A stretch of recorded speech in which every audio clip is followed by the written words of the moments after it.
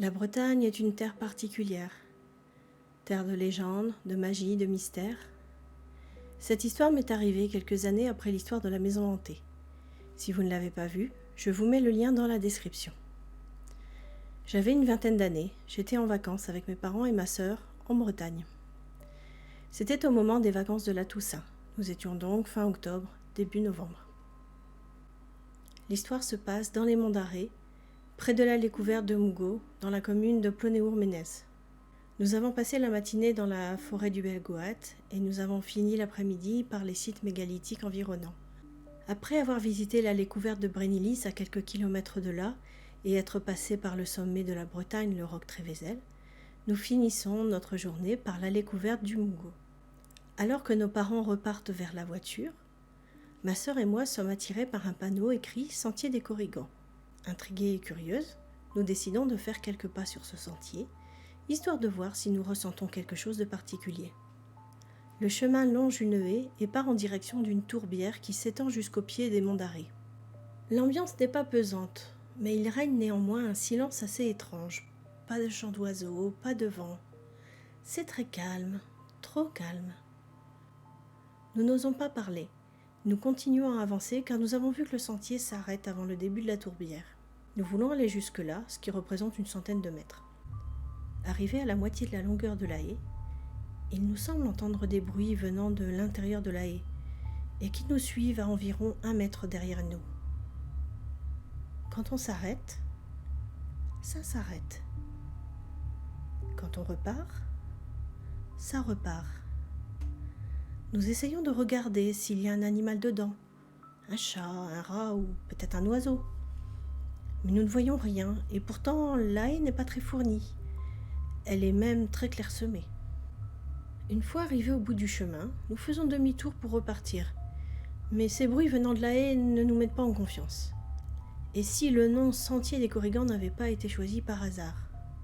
Nous sommes d'accord sur le fait qu'il y a quelque chose dans la haie. Donc nous décidons de passer sur la zone herbeuse à côté du sentier pour ne pas marcher le long de la haie. L'ambiance devient soudain pesante et très oppressante. Je hâte mon pas pour vite quitter cette zone et rejoindre la route.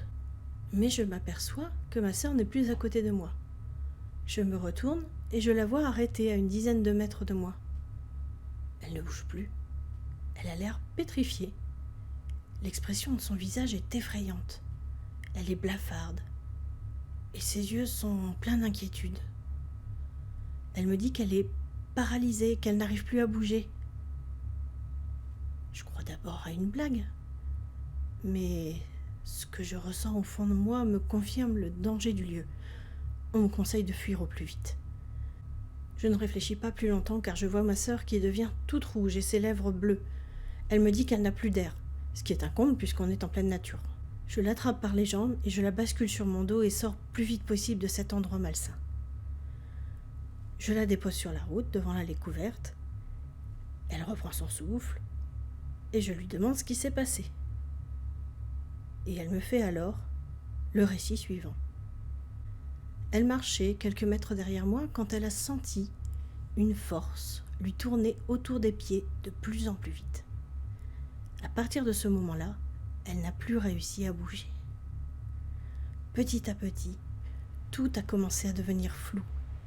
Et c'est comme si elle passait de l'autre côté du miroir. C'était un peu le même monde, mais avec des sons et des couleurs déformées. Et surtout moins d'air, d'où le fait qu'elle était en train d'étouffer. Et en plus, elle est asthmatique. Elle était à la fois avec moi et loin de moi. Nous avons alors rejoint mes parents et nous sommes repartis à notre lieu de villégiature, c'est-à-dire près de la forêt de Brocéliande. Nous n'avons pas vraiment reparlé de ce qui s'était passé ce soir-là pour ne pas effrayer ma mère. Le lendemain, nous sommes descendus sur Concarneau pour visiter la ville fortifiée. Au sein de celle-ci, nous tombons sur une librairie qui a un livre en vitrine qui attire tout de suite mon regard. Les Corrigans, avec une illustration montrant une jeune fille avec des corrigans en ronde qui tournent autour de ses pieds. Nous rentrons dans la boutique et je feuillette le livre. Celui-ci explique que les corrigans ont pour habitude d'attirer et d'emprisonner les humains en dansant autour d'eux s'ils sont dérangés. Ceci est d'autant plus fort à la tombée de la nuit et à la période du 31 octobre. Et nous étions le 31 octobre. Nous nous regardons. C'est exactement ce qui s'était passé. Alors, vous croyez toujours que les fées et les Korrigans ne sont que des légendes? En tout cas, à partir de ce jour, plus jamais je ne me suis risquée sur un lieu qui s'appelait quelque chose des fées ou quelque chose des Korrigans sans prendre quelques précautions. Ah, une dernière chose. À tous ceux qui disent « c'est bien d'être sensible, tu as de la chance », êtes-vous vraiment sûr que c'est une chance? Et vous, qu'en pensez-vous?